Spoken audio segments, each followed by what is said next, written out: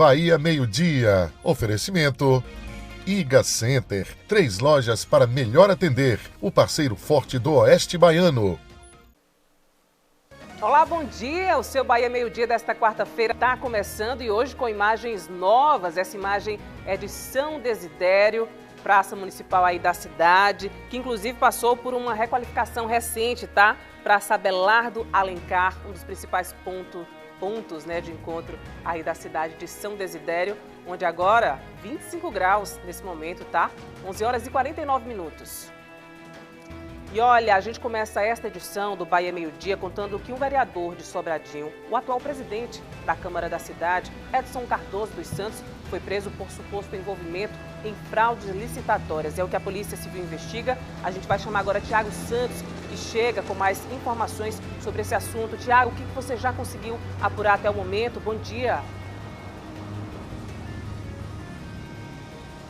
Oi, Bia, muito bom dia para você, para os colegas repórteres e para quem está nos acompanhando.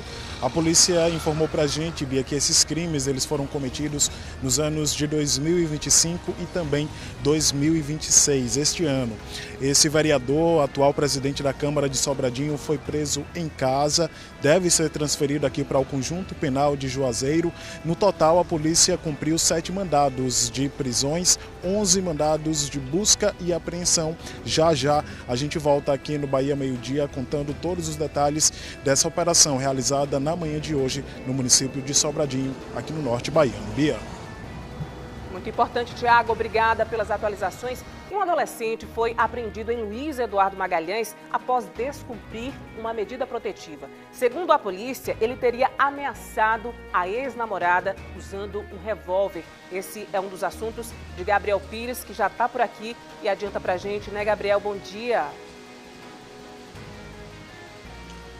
Uma coisa pior foi barrada por conta da atuação da Polícia Militar, viu, Bia? Bom dia para você e a todos que estão nos acompanhando aqui no Bahia Meio-Dia. Esse caso aconteceu ontem à tarde no bairro Bosque dos Girassóis, aqui em Luiz Eduardo Magalhães. Esse adolescente ameaçava a ex-companheira de 19 anos.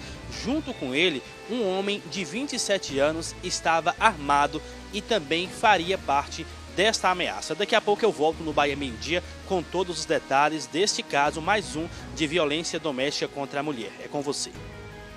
Lamentável, né, Gabriel? Obrigada pelos detalhes. E mais um caso de feminicídio, infelizmente, esse ano, minha gente, dessa vez em Orolândia. Adriana da Silva Santos, de 39 anos, foi encontrada morta na tarde de ontem dentro da própria casa, no centro da cidade. Luiz Gustavo Ribeiro já chega por aqui, ele que está com esse assunto e já buscou mais informações junto à polícia, né, Luiz? Bom dia.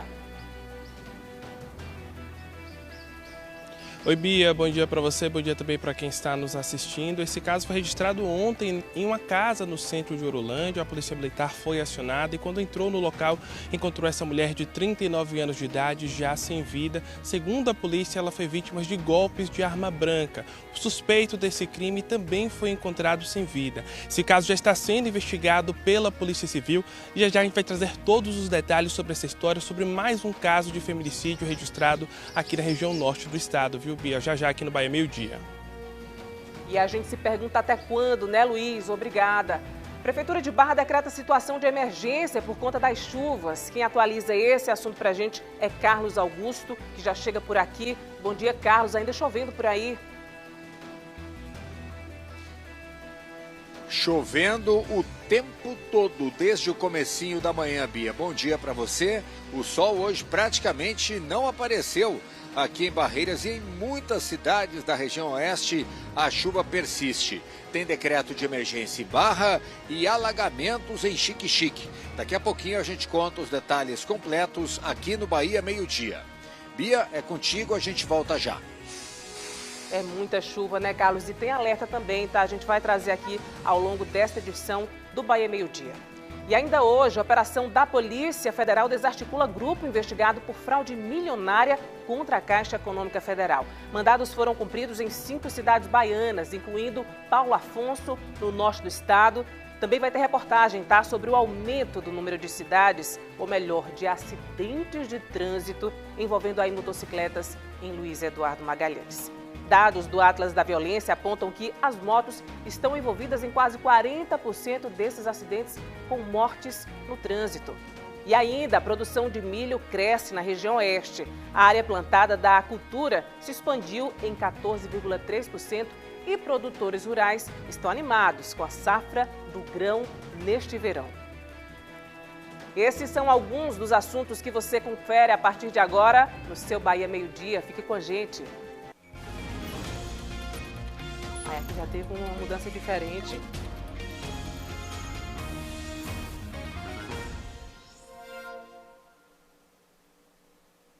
Olha, a Polícia Civil cumpriu mandados de busca e apreensão hoje, durante uma operação contra fraudes bancárias em 5 municípios baianos, entre eles Paulo Afonso, na região norte. O objetivo da ação é desarticular uma associação criminosa que vem atuando em fraudes contra a Caixa Econômica Federal. Tiago Santos é quem acompanha esse assunto, ele que está em Juazeiro, mas acompanha os fatos e traz agora para a gente, né, Tiago? Novamente, bom dia.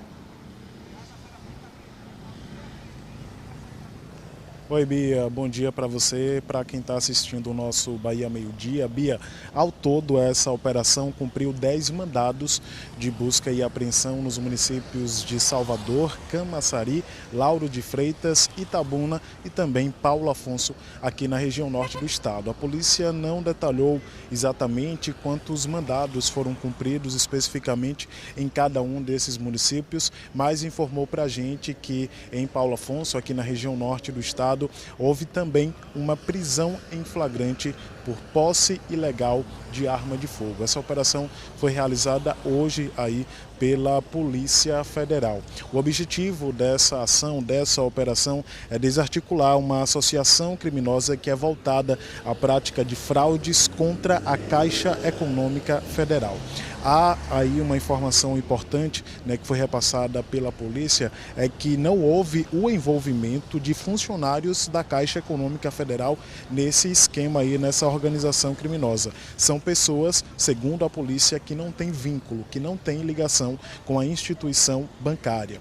As investigações apontaram que o grupo criminoso realizava a abertura de contas bancárias em nome de terceiros, mediante a utilização, inclusive, aí, de documentos falsos para posteriormente contratarem, né, de forma fraudulenta operações de crédito juntamente à instituição financeira, a Caixa, seguida aí de saques ilícitos desses valores que eram obtidos a partir da ação, então, dessa ação criminosa. Segundo a polícia, o prejuízo estimado já é de mais de R$1 milhão. Participaram dessa operação 35 policiais federais que tiveram apoio, inclusive, também da Polícia Militar aqui da Bahia. Os investigados, né, que foram alvo, então, dessa operação, podem responder aí pelos crimes de estelionato contra a União e também a associação criminosa. O crime de estelionato contra entidade de direito público prevê pena de reclusão de 1 a 5 anos, além também de pagamento de multa aplicada em dobro quando praticado em detrimento de entidade pública, como é o caso da Caixa Econômica Federal, podendo alcançar então aí 10 anos de reclusão, além da multa. Já o crime de associação criminosa prevê pena de reclusão de 1 a 3 anos. Vale lembrar, Bia, que essa operação aí da Polícia Federal teve o apoio, inclusive, do setor de investigação, né, da Caixa Econômica Federal, com o intuito justamente de chegar então a esses alvos. 10 mandados cumpridos em 5 municípios aqui da Bahia: Salvador, Camaçari, Lauro de Freitas, Itabuna e também o município de Paulo Afonso, aqui no norte do estado, onde houve também uma prisão em flagrante por posse ilegal de arma de fogo. A gente está acompanhando tudo direitinho para a gente trazer as atualizações dessa importante operação realizada hoje pela Polícia Federal aqui na Bahia. Viu, Bia? Volto com você aí no estúdio.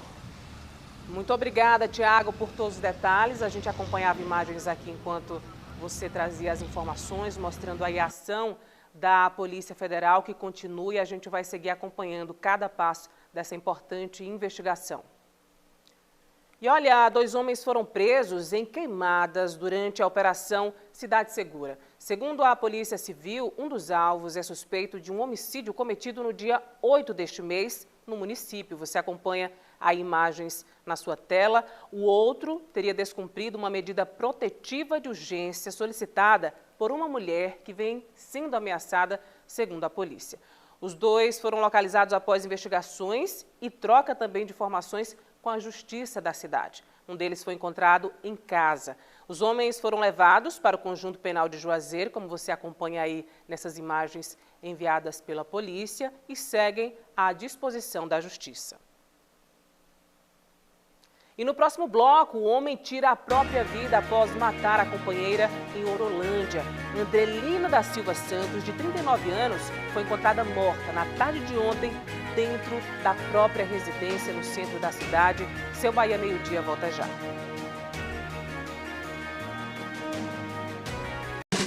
Rufem os tambores, soem as trombetas, o rei está chegando. Um ogro como rei? Eu não acho que seja uma boa ideia. Minha nossa. Eu sou um ogro. Eu não levo jeito pra isso. Shrek terceiro. Pra mim você arrasou. Hoje. Eu adorei. Na sessão da tarde. Quando o conhecimento entra em cena, o talento se destaca. Para isso, você precisa de uma formação inovadora, tecnológica, prática e que acompanhe o seu ritmo. Inscreva-se na graduação EAD ou semipresencial e conte com a Uninação. Em Correntina você encontra o melhor da gastronomia regional, nacional e internacional. De estrutura e área kids completa. Um cenário paradisíaco na melhor localização de Correntina, feito para você. Restaurante Manancial Beira Rio.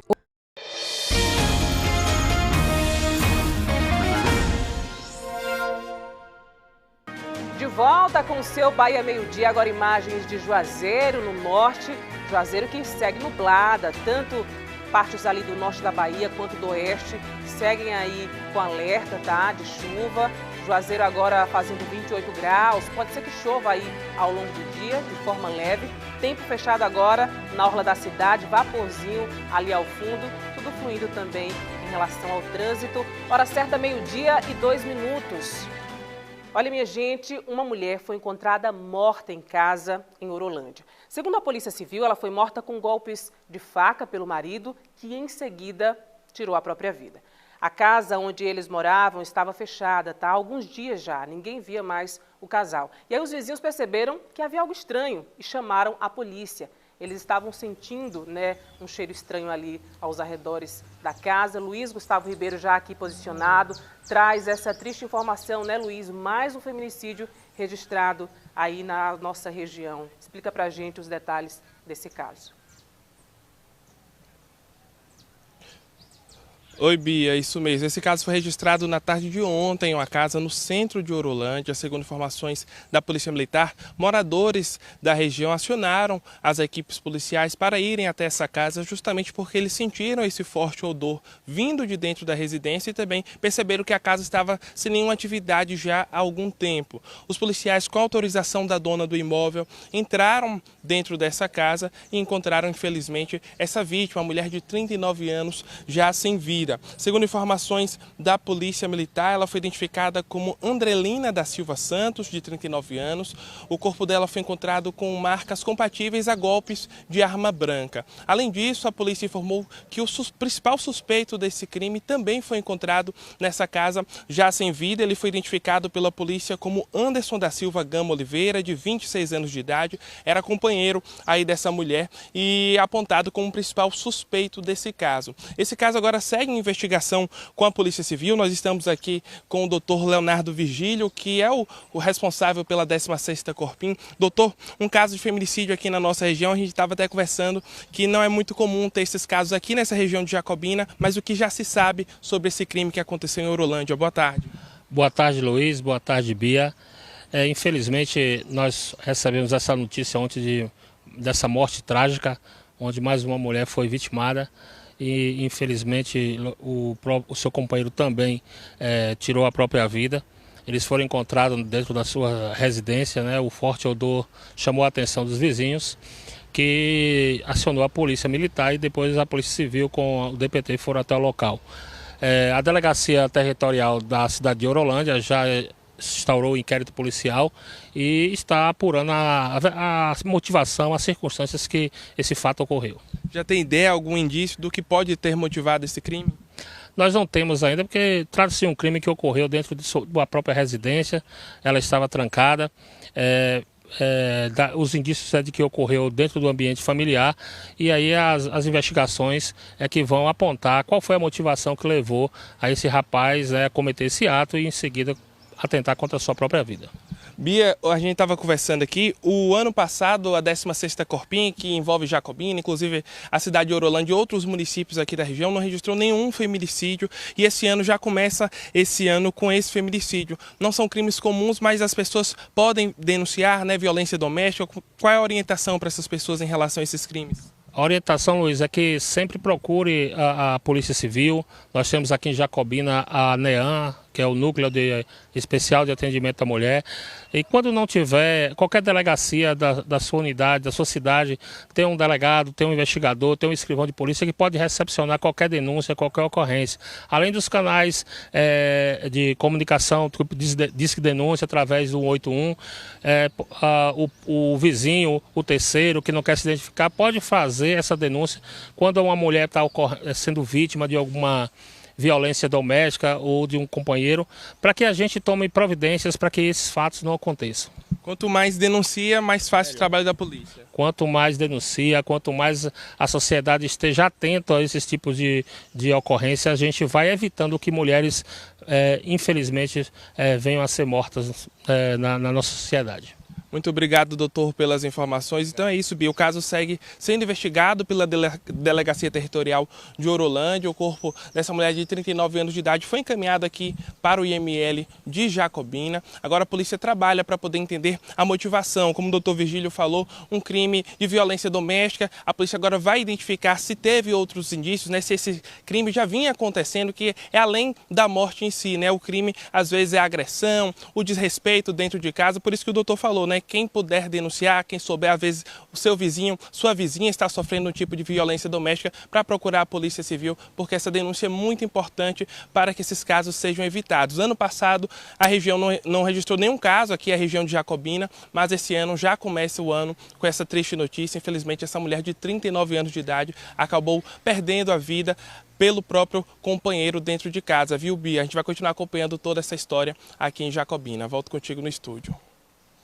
Muito obrigada, Luiz, a você, ao nosso entrevistado também. É sempre muito lamentável a gente trazer essas recorrentes informações. Feminicídio segue aí, tirando a vida das nossas mulheres, pelo simples fato de ser uma mulher. Na maioria dos casos, o companheiro ou ex-companheiro não aceita o término do relacionamento. Não sabemos se é o caso dessa ocorrência especificamente, mas geralmente é o que acontece. Mais um número aí para você que presenciar algum caso de violência doméstica, aciona o 180, 180, Central de Atendimento à Mulher. Você pode ligar, fazer a sua denúncia, não precisa se identificar, mas a violência doméstica é um trabalho de todos nós. Não existe mais aquela frase de briga entre homem e mulher, não se mete a colher. A gente tem que interferir sim, porque a gente está falando de vidas, né? A gente pode salvar uma vida. Agora a gente fala de um assunto que tem chamado a atenção, tá, de autoridades e também da saúde pública, o aumento do número de acidentes de trânsito envolvendo motocicletas. Dados do Atlas da Violência apontam que as motos estão envolvidas em quase 40% dos acidentes com mortes no trânsito. Já a Associação Brasileira de Medicina do Tráfego, a Abramet, destaca que em 2023, mais de 1 milhão de pessoas foram hospitalizadas devido a sinistros envolvendo motos. É um assunto muito sério. Em Luiz Eduardo Magalhães, 3 pessoas perderam a vida desta forma somente este ano, em 2 meses. Vamos ver mais informações na reportagem. Múltiplas fraturas pelo corpo, 2 amputações e um abalo psicológico que custa a passar. O acidente aconteceu no fim de 2023, na rodovia que liga o oeste da Bahia até o Tocantins. A ocorrência envolveu outros 3 veículos. Andrei pilotava uma moto e foi lançada a uma distância de 50 metros. Tinha um caminhão quebrado, metade de pista, meio acostamento, que por lá Tocantins não tem acostamento, né? Tinha uma Toro parada atrás do caminhão. A gente viu, achei que era mecânico assim, eu falei, não, daqui eu vou ultrapassar e passo. Quando eu abri para ultrapassar a mulher, ela saiu atrás do caminhão. Quando ela saiu, eu bati na lateral dela. Fiquei uma semana em coma induzido, por conta da gravidade. A primeira amputação, esse foi o pé. Segunda amputação, ele subiu ali, eu acho que tem mais ou menos uns 15 centímetros abaixo do joelho. É um negócio muito complicado o cara passar, porque, tipo assim, quando eu sofri acidente, eu estava com 23 anos, né?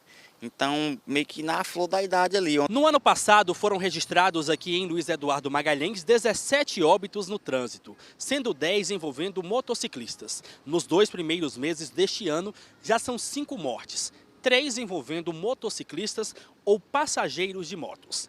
Isso representa 60% do total de óbitos no trânsito da cidade. A primeira vítima foi Ingrid Gabriele da Silva Duarte, de 8 anos, passageira de uma moto atingida por uma caminhonete em alta velocidade. O outro acidente vitimou o mototaxista Eulísio Amorim Oliveira, de 61 anos, que colidiu na traseira de uma picape.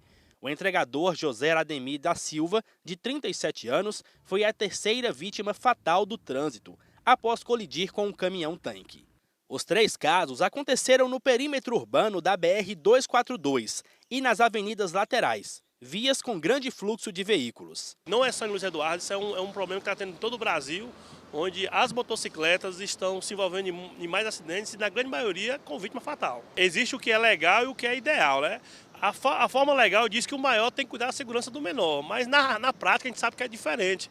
Então eles precisam estar conduzindo de forma defensiva para que nós possamos juntos diminuir esse número de acidentes muito alto que está acontecendo. O trânsito da cidade tem cerca de 22.500 motocicletas. Condutores que pilotam pela cidade relatam a apreensão. José Carlos sofreu um acidente há 15 dias. Eu ia buscar um rapaz lá na Moricé, o rapaz entrou na contramão e me atropelou. Mas me deu assistência certinha, né? Me pagou o remédio, pagou a peça da moto que quebrou. Mas o risco é grande, né? Estudo do Instituto de Pesquisa Econômica Aplicada mostra que a participação das motos nas mortes por acidentes de trânsito atingiu 40% no Brasil, o que gera mais de 270 milhões de reais nas despesas públicas hospitalares. O trânsito aqui em Luiz Eduardo está muito complicado. Aqui, na verdade, tinha que ter um anel viário para desviar as carretas de dentro da BR, né, que cruza essas 2 BR, a 020 e a 242. Eu já sofri acidente de carreta parada na pista aí de todo jeito. E hoje você vê muita gente imprudente, é muito preocupante. E nós dependemos da moto para trabalhar, né? Então a gente fica apreensivo num trânsito tão pesado, tão caótico desse, né, que precisava mais de cuidados e mais de vigilância. Que situação complicada, né? A gente não recebeu ainda nenhuma nota oficial por parte da Prefeitura de Luiz Eduardo Magalhães. Mas a produção do Bahia Meio Dia conseguiu conversar com prepostos da Sutrans, que é a Superintendência de Trânsito lá de Luiz Eduardo Magalhães, e eles referendam que fazem blitz constantes nesse trecho que a gente fez a matéria, mas não está descartada a possibilidade da instalação de redutores de velocidade para tentar disciplinar um pouco mais esse trânsito e, consequentemente, reduzir o número alto de acidentes. Eu tenho também dados atualizados da Polícia Rodoviária Federal, posto 1010, aqui em Barreiras, 18 mortes envolvendo motoristas no ano passado, motoristas de moto, no caso motociclistas, né? E mais 49 sinistros, número alto, quer dizer, quase 5 acidentes com motos por mês, se a gente for fazer uma média a grosso modo. Deixa eu conversar então com o Cleiton Correia, que é inspetor da PRF, para a gente entender por que é que acontece tantos acidentes envolvendo motociclistas. É imprudência, é desrespeito com o motociclista? Como é que você avalia essa questão do acidente? Porque são muitos, né, Cleiton? 18 pessoas morreram só no ano passado. Bem-vindo mais uma vez ao Bahia Meio Dia. Isso, boa tarde. Infelizmente, né, um número alto de motociclistas que se acidentaram e óbitos, obviamente um veículo que não oferece segurança nenhuma para o motociclista, e quando a gente vai analisar os números são muitas situações, às vezes colisões traseiras por veículos que estão com problemas na iluminação, colisões frontais, ultrapassagens tanto de motociclistas quanto às vezes também de outros veículos que acabam, a gente conhece, né, um veículo maior às vezes quer colocar o veículo menor para fora da pista ou para o acostamento. Nós visualizamos também muitas motocicletas adentrando a via e não esperam para ver se um veículo está vindo ou não. Então, como o nosso trecho aqui é um trecho com bastante propriedades rurais, às vezes esse motociclista está saindo de uma vicinal, de uma estrada de terra, não verifica se está vindo um carro ou não na rodovia e acaba acontecendo essa colisão.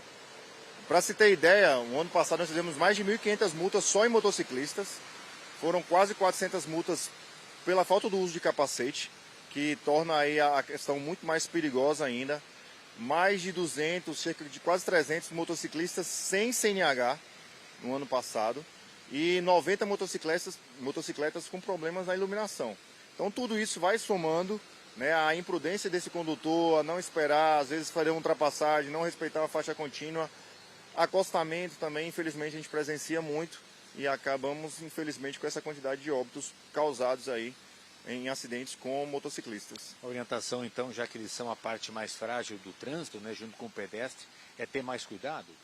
Sim, o motociclista tem que sempre tomar mais cuidado, né, evitar aí esse tipo de situação, por exemplo, ultrapassagem em faixa contínua, acostamento, verificar sua motocicleta, se está sinalizada, se vai rodar à noite, como é que está a sinalização traseira dessa motocicleta, porque às vezes ele está rodando numa rodovia federal à noite, um veículo não vê essa motocicleta. Normalmente a motocicleta não tem a velocidade que um veículo maior tem. Então tudo isso tem que ser verificado, porque no caso de qualquer tipo de acidente, o veículo, né, vai ser lesão leve, às vezes danos materiais, mas o motociclista ele vai sempre ser prejudicado. Muito obrigado, tá, Cleiton? Deixa eu liberar o Cleiton porque ele está trabalhando, venha gentilmente só para nos atender aqui no Bahia Meio Dia. A gente volta ainda durante essa edição, mas para falar de chuva aqui no Oeste. Bia, é contigo. Carlos, muito obrigada a você por todas as informações e orientações também aí do nosso entrevistado. Vamos seguir de olho nesse assunto porque é muito importante. Agora, minha gente, imagina ter que enfrentar 70 quilômetros de estrada cheia ali de buracos. Essa é a realidade, tá? De quem passa pela BA 451, que liga Santa Rita de Cássia a BR-135 no Oeste Baiano. A situação da pista já afeta até a produção agrícola da região. Gabriel Pires volta aqui com a gente para atualizar essa situação difícil para os motoristas, né, Gabriel, e também para os produtores. Boa tarde. É isso, viu, Bia? Santa Rita de Cássia é uma grande produtora de grãos, fibras e tem o maior rebanho bovino da Bahia. Mais uma vez, boa tarde para você e a todos que estão nos acompanhando aqui no Bahia Meio Dia. E o escoamento dessa produção, Bia, tem sido prejudicado por conta da condição que está a BA 451, que é a rodovia que liga o entrocamento da BR-135 até o município de Santa Rita de Cássia, aqui no Oeste Baiano. Nós temos imagens que foram mandadas por pessoas que passam pela rodovia que mostram a condição desta estrada tão importante. É um trecho aí de cerca de 70 quilômetros que tem pedaços com diversos buracos que estão aí impedindo o trânsito seguro dos condutores que passam pela BA 451. Alguns motoristas têm que reduzir a velocidade para passar pelo trecho e em alguns pontos eles têm que trafegar até pelo acostamento, aumentando em muito o tempo de viagem. Para se ter uma ideia, de Barreiras até Santa Rita são cerca de 170 quilômetros. Uma viagem que deveria durar ali cerca de 2 horas, 2 horas e 30. Só que por conta dessa condição da estrada, da redução da velocidade, algumas viagens duram até 3 horas. Os motoristas têm que ir bem devagar para chegar com segurança no destino e evitar problemas no veículo, uma vez que com mais buracos aumenta a chance aí dos veículos caírem nesses buracos, quebrar partes da suspensão e trazer um baita prejuízo para os condutores que vão até Santa Rita de Cássia. A situação dessa estrada prejudica, inclusive, o escoamento da produção, uma vez que Santa Rita é uma grande produtora de grãos e também de fibras, além de ter o maior rebanho bovino da Bahia, conforme o IBGE, e o 7º maior rebanho bovino do Brasil, conforme também o IBGE. nós solicitamos uma nota à Secretaria de Infraestrutura da Bahia, a CEINFRA, que informou que o projeto de restauração da BA 451 de Santa Rita de Cássia até o entrocamento da BR 135 está sendo elaborado e tem a previsão de ser finalizado no próximo mês, o mês de março. Enquanto isso, os serviços de manutenção da rodovia têm a previsão de serem iniciados pelo Consórcio do Oeste e assim que melhorar as condições climáticas aqui na região, a equipe aí vai começar a restauração, a manutenção dessa rodovia. A equipe de manutenção, inclusive, de acordo com a CEINFRA, já está em local. Mas fica aí o pedido da população de Santa Rita de Cássia, de comunidades rurais que ficam aí neste trecho de 70 quilômetros entre o entrocamento da BR-135 até chegar a Santa Rita, uma medida de urgência, né, para melhorar essa rodovia tão importante aqui para o oeste baiano. As pessoas reclamam de muitos buracos, tendo que trafegar o acostamento e a viagem que demora mais para chegar aos destinos. Bia, é com você. Obrigada, Gabriel, pelos detalhes. Impressionante as imagens enquanto você falava aqui com a gente. Muitos buracos, 70 quilômetros, minha gente, é muita coisa. A gente vai seguir de olho nesse assunto e trazendo atualizações, claro, aqui para vocês. E depois do intervalo, o vereador de Sobradinho e atual presidente da Câmara da cidade, Edson Cardoso dos Santos, é preso por suposto envolvimento em fraudes licitatórias. O seu Bahia Meio Dia volta já já. Sábado de manhã, a gente se conecta com a cultura popular e com a palavra, o maestro Ubiratã Marques. A gente escreve exatamente um pouco do que a gente observa, que é esse quintal da Bahia, esse caldeirão de cultura, que é imenso, né? Será que linhas e agulhas podem entrelaçar histórias de vida? Fomos criando ideias e nos unimos. Carol e Giovana provam que sim. Muito mais enriquecedor quando você está trabalhando junto. E daqui a gente dá um pulo lá em Itabuna, para entrar no samba de roda junto com o grupo Encantarte. E essa nossa conexão vai ser quando, hein, maestro? Sábado, 8h30 da manhã. Não é só o gostinho de felicidade que a Frango de Ouro tem. Nossa alegria em produzir o melhor para você vai estampada aqui. Agora nossa alegria tem cara nova. Depois eu vejo, depois eu tento, depois eu compro minha casa. Engraçado, o depois nunca chega. Mas o agora, esse é uma escolha. Lug Residencial. Casas com 2 ou 3 quartos, suíte, closet e quintal. A 5 minutos do Centro Barreiras. Com a maior área de lazer da categoria. E não, isso não é coisa para depois. Parcelamento em até 100 vezes. Entrada parcelada. Condições para autônomos e muito mais. Lug Residencial. O sonho da casa própria cabe no seu agora. É da VCA. O que é isso? Que história é essa de moto? Ué, como é que você conseguiu comprar uma moto? João Raul descobre que Valmir está brincando com a sorte. Eu não peguei emprestado, não peguei com você, eu ganhei. Ganhei a noite inteira, sabe o que é isso? E pra uma noite que você se deu bem, vai ter mais 10 que você vai se dar mal. Não chama jogo de sorte não, é jogo de azar. Sabe por quê? Porque ninguém se dá bem. Hoje, mais cedo, 7h15 da noite, coração acelerado.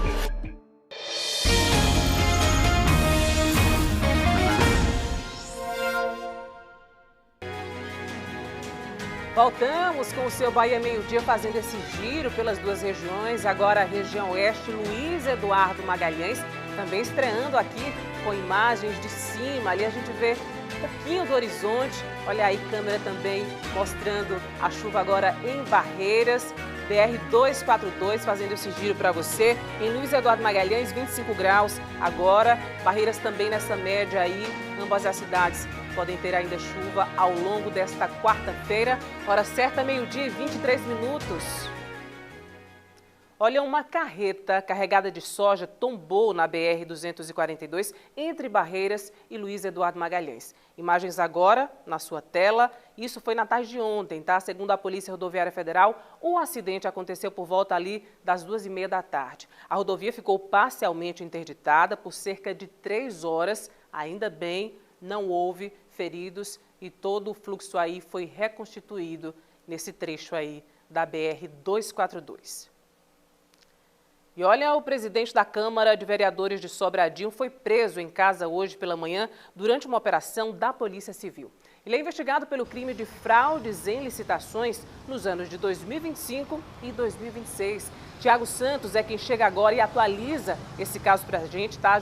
Tiago está em Juazeiro.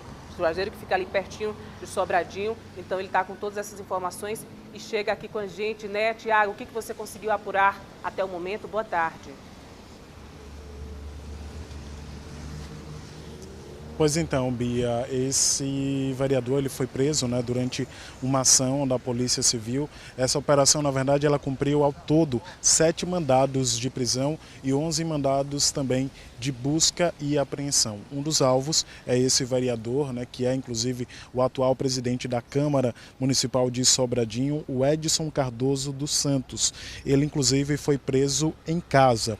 Os mandados de busca e apreensão, né, alguns desses mandados foram cumpridos inclusive na própria casa dele, onde ele foi preso, bem como também na sede da Câmara de Vereadores do município de Sobradinho. De acordo com as investigações, de acordo com a Polícia Civil, esse vereador, que também é conhecido como Cachoeira do Bolo, é investigado pelo crime de fraude em licitações, e esses crimes teriam acontecido aí nos anos de 2025 e 2026. A gente acabou de receber, Bia, detalhes repassados aqui pela Polícia Civil em relação a essa operação, em relação a essa situação. Peço licença aqui para ler. Segundo a Polícia Civil, esse presidente, o presidente da Câmara, né, ele atuava aí na função de ordenador de despesas e estava contratando serviços fracionados de empresas para burlar licitações, fazendo com que cada uma ficasse com valores muito baixos, né, cada uma dessas empresas aí ficassem com valores muito baixos e não tivessem aí empresas concorrentes nos pregões, ou seja, o intuito era beneficiar uma única empresa.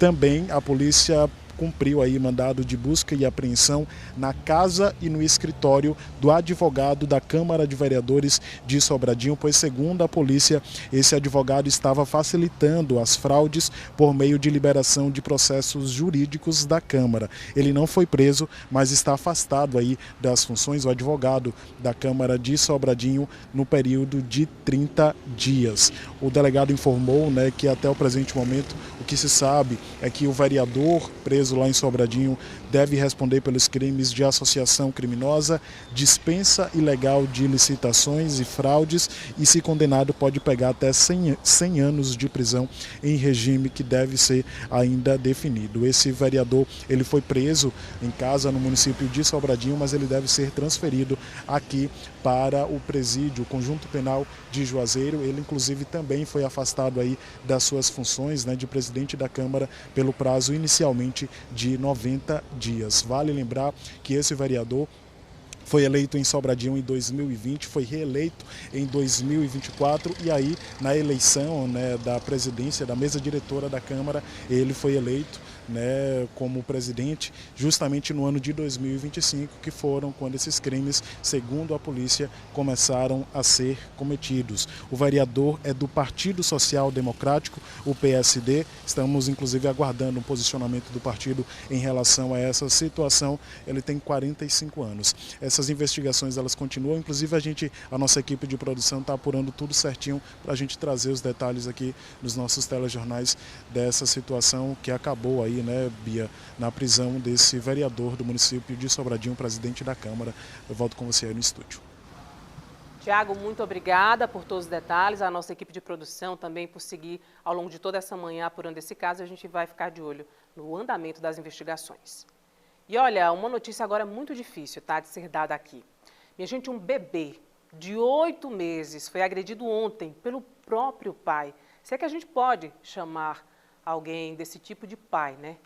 O caso foi em Uauá, região norte. O agressor de 32 anos foi preso em flagrante ainda ontem pela Polícia Civil da cidade. Esse crime foi no povoado de Caldeirão dos Lalaus. A denúncia chegou à Polícia Civil da cidade graças aí a um telefonema do Hospital Municipal. Inclusive fica aqui, né, os nossos parabéns para esses profissionais de saúde que, vendo ali a situação atípica, suspeitaram logo e acionaram a polícia. Segundo informações passadas pelo hospital para a polícia, o bebê apresentava vários sinais de espancamentos. De imediato, a equipe percebeu a situação, acionou a polícia. A equipe da polícia se deslocou até o hospital e lá teve acesso ao momento exato em que a criança estava sendo atendida. Ainda segundo a polícia, o bebê tinha hematomas pelo rosto, nuca e pescoço. A gente está falando de um bebê de 8 meses de idade. Além de um machucado ainda na parte interna do olho. Se a agressão não é aceitável em nenhum nível contra ninguém, imagine contra um bebê sem defesa nenhuma ali de 8 meses de idade, uma agressão vinda do pai.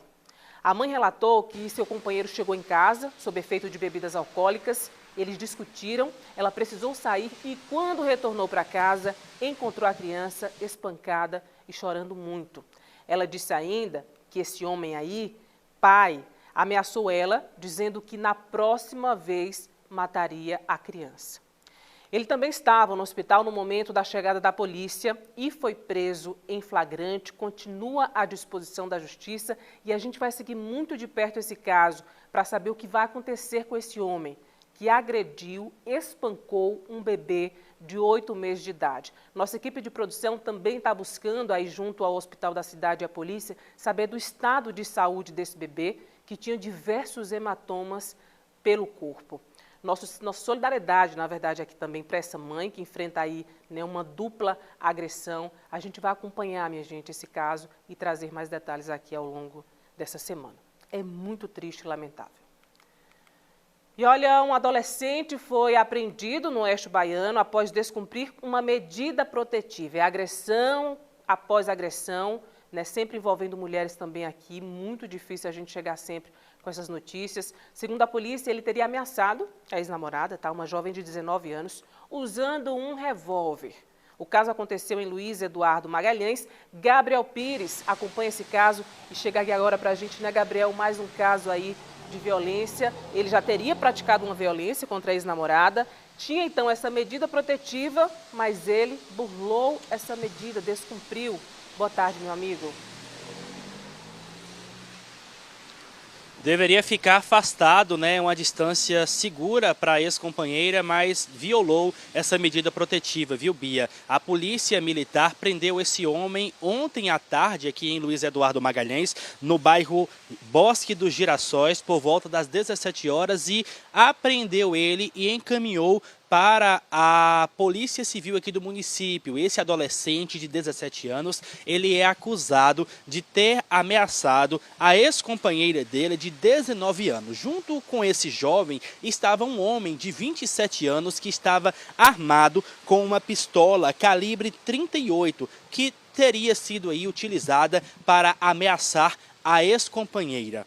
A mulher, então, acionou as equipes da Polícia Militar, a guarnição foi até o local, apreendeu esse adolescente, apreendeu também a arma e apresentou os dois junto à Polícia Civil aqui do município. Ele é suspeito de descumprir uma medida protetiva. De acordo com a Lei Maria da Penha, Bia, a medida protetiva são ordens judiciais de urgência que visam proteger a mulher em situação de risco, perigo ou violência doméstica e familiar. Elas aí incluem o afastamento do agressor do lar, proibição de contato e aproximação e também essas medidas elas são solicitadas pela polícia, pelo Ministério Público e também pela Defensoria Pública. Só que esse adolescente de 17 anos tinha a medida protetiva deferida pela Justiça contra ele e descumpriu essa ordem judicial, se aproximando da ex-companheira, mantendo contato, inclusive a ameaçando com ali uma pistola calibre 38 com um companheiro próximo aí à residência da ex-companheira. Bia, aqui em Luiz Eduardo Magalhães, de acordo com o Tribunal de Justiça da Bahia, nos 2 primeiros meses do ano já foram deferidas 66 medidas protetivas, número que supera em 15% o total dos 2 primeiros meses do ano passado. Um aumento das medidas protetivas, que são ordens judiciais deferidas pela Justiça, mas pedidas pela Delegacia de Polícia Civil, pela própria vítima, ela pode solicitar. O Ministério Público também tem o direito de solicitar e a Defensoria Pública.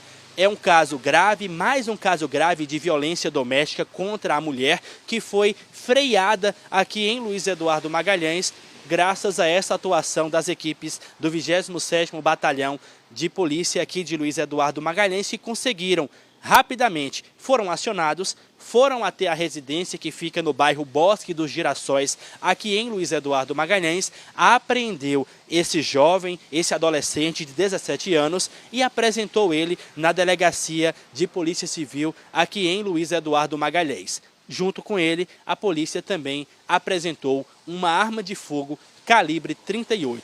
A gente, claro, vai seguir acompanhando os casos de violência doméstica aqui em Luiz Eduardo Magalhães e destacando o número para denúncia, o Disque 180, que é o número do governo federal, que qualquer pessoa pode entrar em contato para denunciar. Polícia Militar, Polícia Civil, Guarda Municipal também são órgãos que devem receber essas denúncias. Bia, é com você.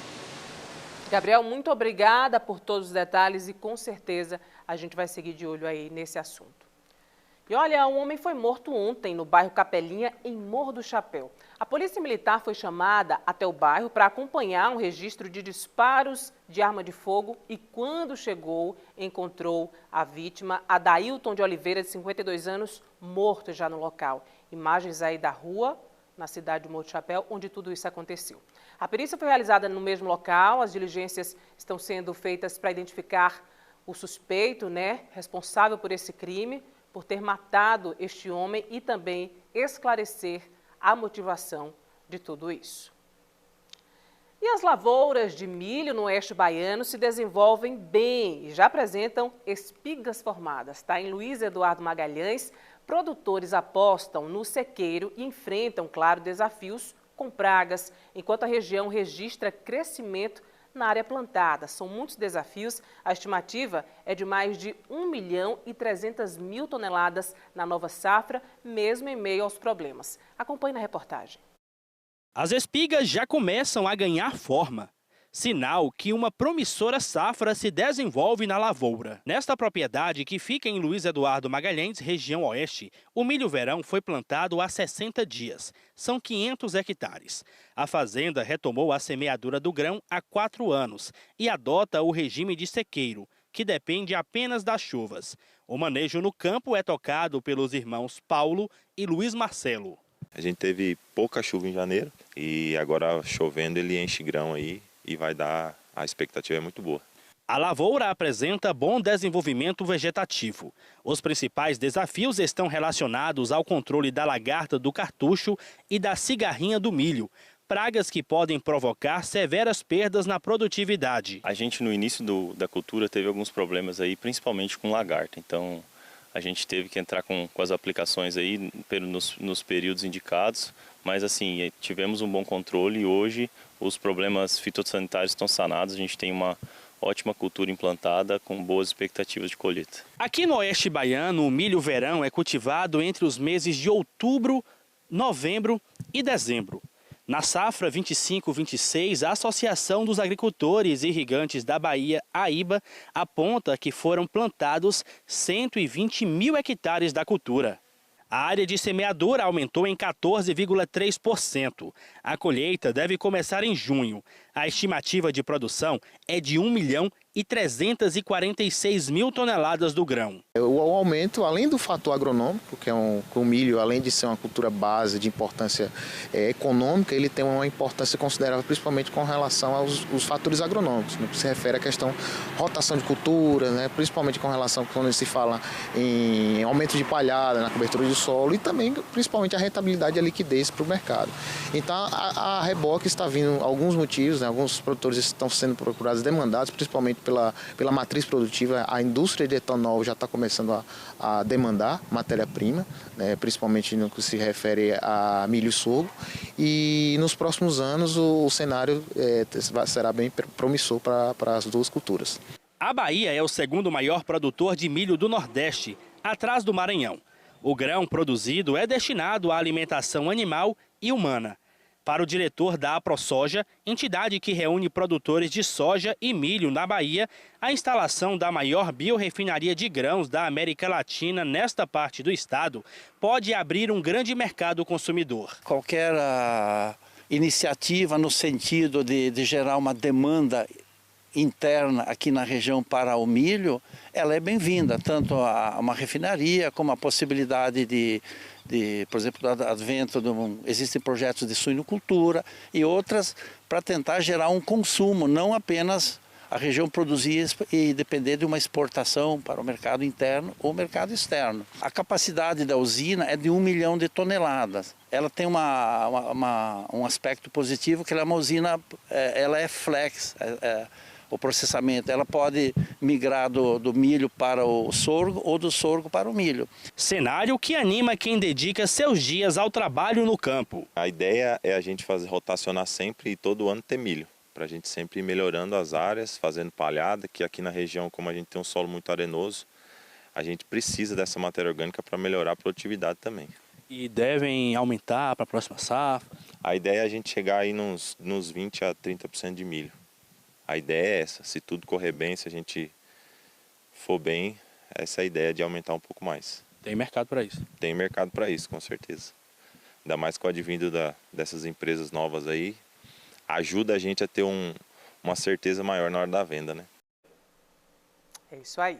E olha, no próximo bloco, um dado alarmante, tá? O Brasil registrou um recorde de afastamentos do trabalho por doença em 2025. Cerca de 4 milhões de casos. O número é o maior dos últimos 5 anos. Acompanhe um pedacinho desse assunto antes do intervalo. O Brasil registrou mais de 4 milhões e 100 mil afastamentos do trabalho em 2025. Esse é o maior número dos últimos 5 anos. Hoje.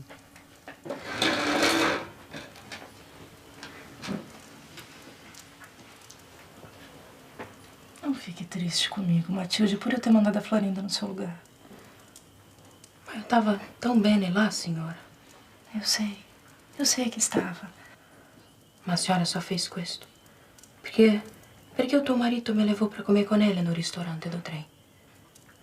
Madonna mia, se eu podia adivinhar, eu não tinha ido com ele. Não fale bobagens, Matilde, não foi por isso. Eu sou uma moça séria, senhora. Eu sei.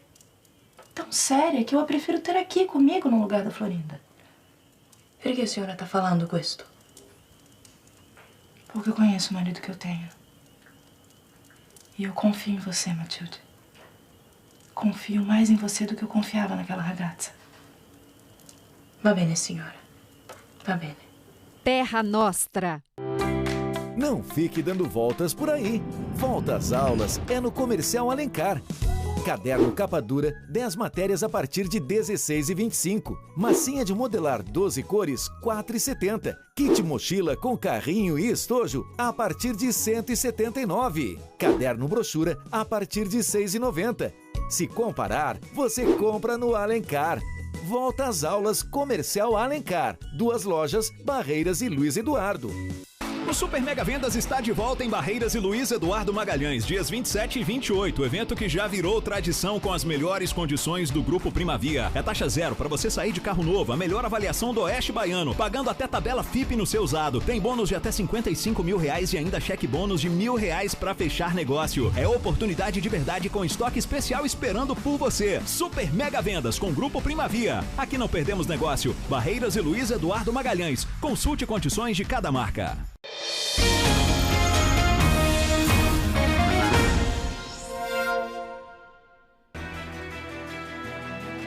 De volta com o seu Bahia Meio-Dia, intervalo rápido, agora com imagens de Juazeiro, no norte da Bahia, ainda no nosso giro, pelas 2 regiões que a gente cobre todo santo dia. Agora imagens da ponte Presidente Dutra, que liga Juazeiro, na nossa Bahia, a Petrolina, em Pernambuco, estado vizinho. Ambas as cidades divididas apenas pelo Rio São Francisco e pela ponte Presidente Dutra, que nesse momento enfrenta ali um fluxo mais difícil para quem está saindo de Pernambuco, Petrolina, aqui para Juazeiro, na Bahia. No sentido contrário, fluindo com mais tranquilidade, 28 graus agora na cidade, toda nublada. Hora certa, meio-dia e 43 minutos. E, gente, o Brasil registrou cerca de 4 milhões de afastamentos, tá, do trabalho por doença em 2025, segundo dados do Ministério da Previdência Social. Esse é o maior número dos últimos 5 anos, tá? O crescimento acende um alerta sobre a saúde dos trabalhadores e levanta também dúvidas a respeito do funcionamento do benefício por incapacidade temporária. Confira mais informações na reportagem. O primeiro afastamento de Johnny aconteceu após o rompimento de um ligamento no tendão. 2 meses depois, quando se preparava para voltar ao trabalho, ele passou por nova avaliação médica. Na consulta, a pressão arterial estava alta e, por já ter histórico de cardiopatia, os médicos optaram por não liberá-lo para retomar as atividades. Eu já faço acompanhamento com cardiologista desde que minha mãe faleceu, porque a gente já tem esse problema decorrente de problema do coração na família, então de lá para cá eu sempre faço acompanhamento. E aí o meu médico, né, o cardiologista, junto com esse outro médico do trabalho, optou por me afastar de novo, que já foi um segundo afastamento, né? Já por outro problema, já não foi mais pelo tornozelo, mas sim por uma cardiopatia, né? Problema do coração. Nesse mesmo período, exames e medicações passaram a fazer parte da rotina de Johnny com mais frequência. Atualmente, sem trabalhar, ele recebe o benefício por incapacidade temporária. Abril agora vai fazer 1 ano, né, que eu estou afastado dentro de casa sem trabalhar. Aí é complicado demais, você é doido. E aí tem a questão do remédio também, né, que acaba com o estômago da gente, aí toma muito remédio. Eu tomo 7 comprimidos de manhã, 3 à tarde e 4 à noite. Johnny é um dos 4.100.000 brasileiros que passaram a receber o benefício por incapacidade temporária no ano passado. Esse número expressivo representa um aumento de 17% em relação aos benefícios concedidos em 2024. O ranking dos afastamentos no Brasil é liderado pelas dores nas costas. Sua dorsalgia somou mais de 237 mil concessões. Na sequência, aparecem os problemas de disco intervertebral, como a hérnia de disco, que ultrapassam 208 mil afastamentos. Outras fraturas, lesões e transtornos ansiosos e episódios de depressão também estão entre as principais causas. Essa advogada explica que o afastamento por motivo de saúde ocorre quando o trabalhador fica incapaz de exercer suas funções. Quem pode procurar a Previdência? Não só o trabalhador CLT, mas também o trabalhador autônomo, MEI, os estudantes, as donas de casa, desde que eles contribuam para a Previdência. E aqueles que não contribuem também na qualidade de trabalhador rural. Então, o trabalhador que tem a necessidade de se afastar do seu trabalho por motivo de doença, a partir do trabalhador no 16º dia, falando de empregado, e os demais trabalhadores, a partir do momento que ele precisou se afastar do trabalho, ele tem direito a procurar a Previdência Social. É a perícia do INSS que define o período e a modalidade do afastamento. Para isso, o segurado precisa comprovar a incapacidade, seja com documentos pessoais, relatórios médicos, exames ou receitas. Ao todo, é necessário comprovar 3 requisitos. Além da incapacidade para o trabalho, também a qualidade de segurado e o cumprimento do período de carência.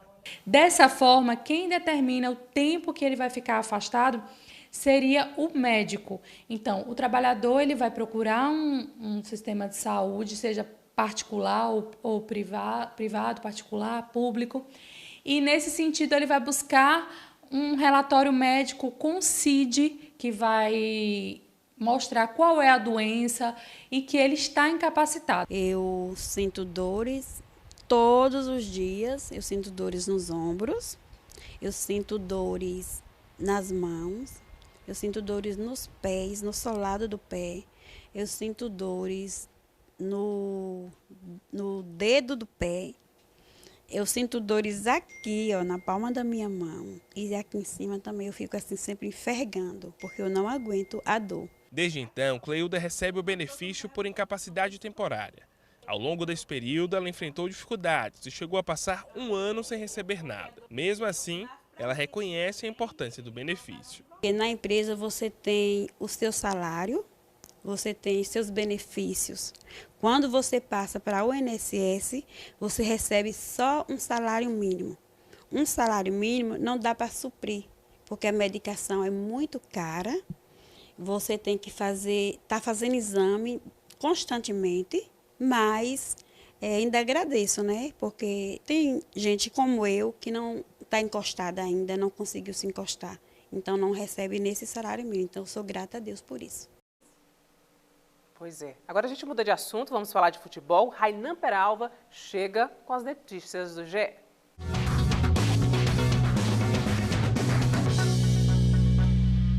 Muito boa tarde para você ligado no Bahia Meio Dia e para você que curte o Globo Esporte. Hoje é um dia de decisão, hoje é dia de Libertadores e o Bahia está se preparando, na verdade já está preparado, né, para esse jogo que é super importante, que pode definir o seu futuro na temporada 2026. Pois é, se o Bahia perde hoje, gente, o calendário vai ficar miadinho, como a gente fala aqui na Bahia, né? Não vai ter jogo por Sul-Americana, porque para se classificar para a Sul-Americana, só sendo eliminado na terceira fase da Copa Libertadores, fica sem Copa do Nordeste, porque o Bahia se classificou para uma competição internacional e quem joga a competição internacional não tem vaga na Copa do Nordeste. Imagina como fica a situação do torcedor tricolor. Mas hoje o jogo é em casa, é na Fonte Nova, o Bahia tem que reverter um placar de 1-0, a derrota no primeiro jogo, no jogo de ida, né? Com um gol logo aos 3 minutos do primeiro tempo. O Bahia jogou muito mal, mas agora o papo é na Fonte Nova, com mais de 45 mil torcedores. Claro, vai ter torcida também do O'Higgins, né? Que marcou presença aqui em Salvador, fez uma festa bonita lá no hotel dos jogadores do time chileno. Só que o Bahia foi o melhor mandante do futebol brasileiro em 2025 e quer repetir essa dose em 2026, por isso que o nível de confiança é muito alto. E vamos combinar? O time do Bahia é muito melhor do que o time chileno, né? Grande jogo hoje à noite e todos os detalhes daqui a pouco dentro do Globo Esporte. A gente fala também do Vitória, se prepara para a semifinal no domingo, 5 da tarde, contra a equipe do Jacuipense no Barradão. E tem novidade na Toca do Leão. Ontem, mais um reforço apresentado, o argentino, sexto gringo, que chega para o elenco do Vitória. A gente vai mostrar tudo que rolou ontem no Barradão. E tem mais uma promessa do Baianão chegando para reforçar o Vitória. A gente fala para você quem é já, depois do Bahia Meio Dia. Te espero. Valeu, Rainan. Agora a gente vai falar de previsão do tempo. Camila Oliveira chega agora com informações do alerta para risco de tempestade em parte ali do oeste e também do norte da Bahia. Oi, Camila.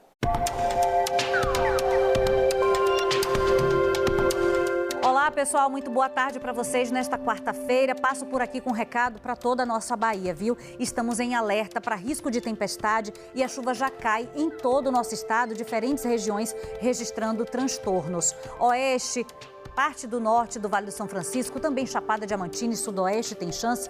No extremo sul do estado, especialmente na divisa com o Espírito Santo, a chance de tempestade é ainda maior. O que está acontecendo? Explicando para vocês o que me disseram meteorologistas. A gente está com 2 fenômenos, situações acontecendo. Tem um sistema de baixa pressão na altura do oceano, mandando umidade para cá, do sudeste, mas tem também a formação das ACAS, que é a zona de convergência do Atlântico Sul, aquele imenso corredor de umidade que manda nuvens de chuva do norte do Brasil em direção ao oceano, e a Bahia está exatamente nessa passagem, por isso seguimos na rota da chuva. Já estão me perguntando também até quando essa chuva vai durar.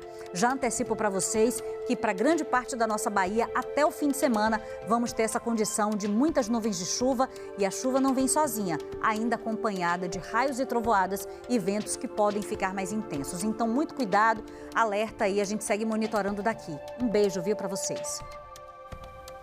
E essa chuva que atinge cidades do oeste da Bahia continua, tá? Em Barra, a prefeitura decretou situação de emergência. Em Xique-Xique, ruas ficaram alagadas. Carlos Augusto volta aqui para atualizar essa situação e dizer, né, se a tendência é que continue ou não por aí. Carlos, boa tarde novamente. Boa tarde mais uma vez, Bia. As informações que a gente tem, conforme a Camila acabou de passar, é que a chuva vai persistir pelo menos até a próxima sexta-feira. Aqui em Barreiras, hoje eu acordei cedinho, fui fazer uma participação no Jornal da Manhã e desde cedo o tempo está desse jeito, nublado, fechado, muitas nuvens carregadas, chove a toda hora, né? E o sol pouco apareceu. Agora ele está querendo surgir um pouquinho de forma tímida, né? A chuva deu uma tranquilizada, mas tem muita chuva desde o início da manhã de hoje. E olha, situação complicada também em Barra, viu? 112 milímetros caíram nas últimas 24 horas. Imagina só, ruas alagadas, casas invadidas pela água, né? Em alguns pontos até os veículos ficaram ilhados e moradores tiveram dificuldade para sair das próprias casas. Segundo a prefeitura, a situação de edição do decreto de emergência foi confirmada porque a situação é bem complicada, né? A água invadiu muitas casas, o volume de chuva tem sido muito grande nas últimas 24 horas. Em Xique-Xique, também no oeste do estado, os moradores relataram situação de alagamentos na cidade.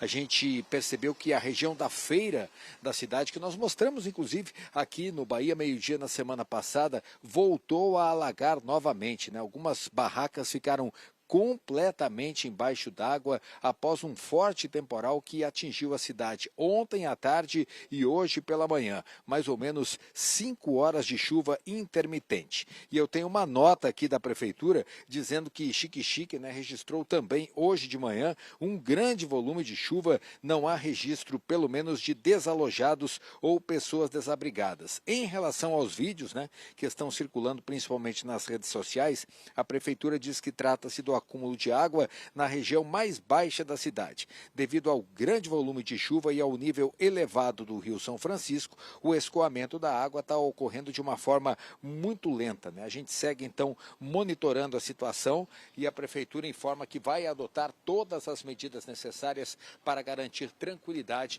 para as pessoas que moram naquela cidade aqui na região oeste do estado. Mas é bom ficar de olho o tempo todo, evitar, né, determinados procedimentos, sair de casa nos horários de chuva mais forte, principalmente nas estradas, reduzir velocidade para não ter nenhum problema, asfalto molhado e as pistas muito escorregadias. Eu estou voltando então, Bia, para você agora passando o comando do Bahia Meio-Dia e a chuva continua aqui no oeste baiano.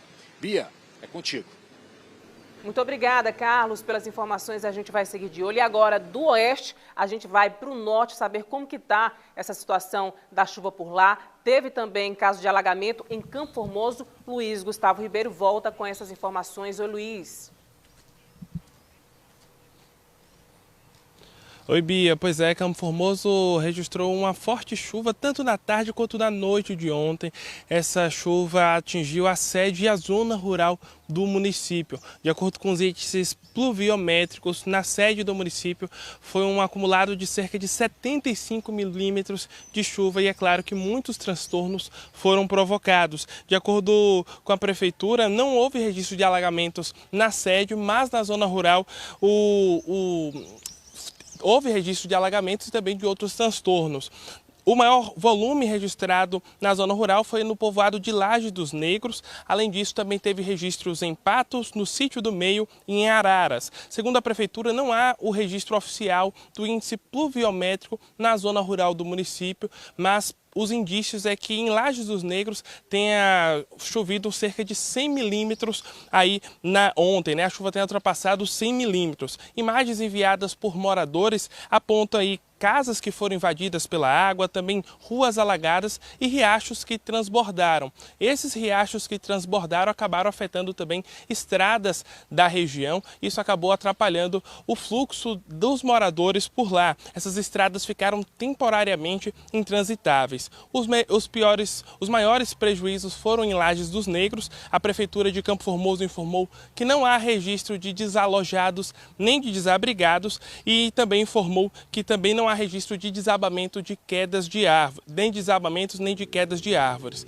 Em nota, o município afirmou que os efeitos da chuva estão sendo apurados e acompanhados pelas equipes da Prefeitura e também pela Defesa Civil do município, considerando esse volume elevado de chuva para o período. A gestão também destacou ainda que está trabalhando para reduzir os impactos e restabelecer a normalidade nas áreas afetadas. Em Campo Formoso também tem previsão de chuva para os próximos dias, então os moradores da região, tanto da sede quanto da zona rural, devem ficar preparados para esse volume de chuva que deve chegar nos próximos dias. Aqui na região norte também tem chovido em outros municípios. Jacobina, por exemplo, apresentou chuva na madrugada de hoje, uma chuva mais moderada, mas fica o alerta aí para toda a região norte, Bia, porque a gente sabe que quando essa chuva chega em abundância, acaba trazendo esses transtornos, como a gente tem noticiado aqui no Bahia Meio-Dia. Então fica o alerta para todo mundo aqui também na nossa região. Volto contigo no estúdio.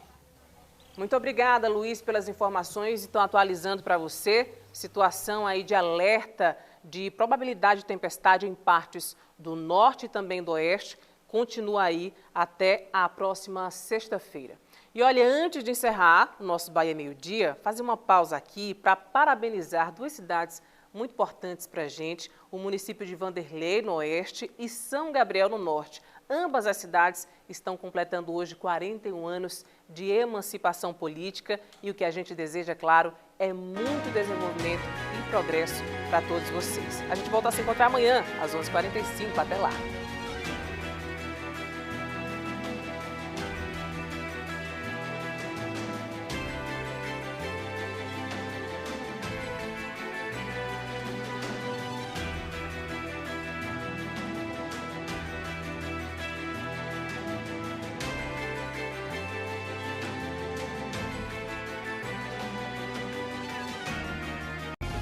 Bahia Meio-Dia. Oferecimento Iga Center. 3 lojas para melhor atender. O parceiro forte do Oeste Baiano.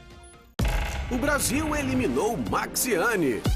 E depois de tanto chororô, fazer uma festa chega a ser uma ideia desumana. É isso mesmo! É, mas vai ter festa mesmo assim. Ainda existe criatividade pro tema da festa do líder? É a terceira do Jonas. Hoje, depois de Segue o Jogo, BBB. Ei, chega mais! Tá sentindo esse cheiro? Um climinha diferente no ar? É a Bahia vivendo o clima de Libertadores! Tem cheiro de decisão no ar. A busca do sonho da glória eterna vive. Chega, a atmosfera fica com peso diferente, né? Imagina como tá a cabeça do torcedor do Bahia.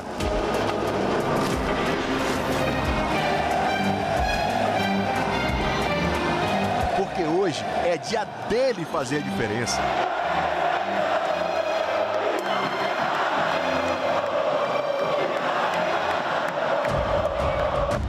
O resultado do primeiro jogo não foi bom. Mas nada grave. Dá pra buscar.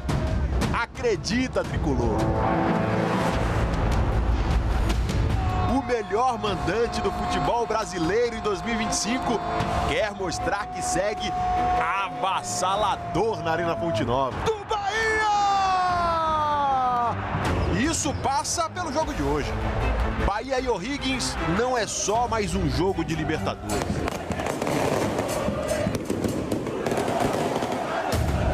É o Bahia decidindo o seu futuro na temporada 2026.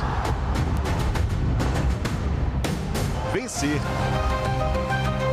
é inegociável. É o esquadrão! Não tem jeito! Esquece! E você quer saber todos os detalhes desse jogo? Então vem com a gente, que o Globo Esporte está no ar.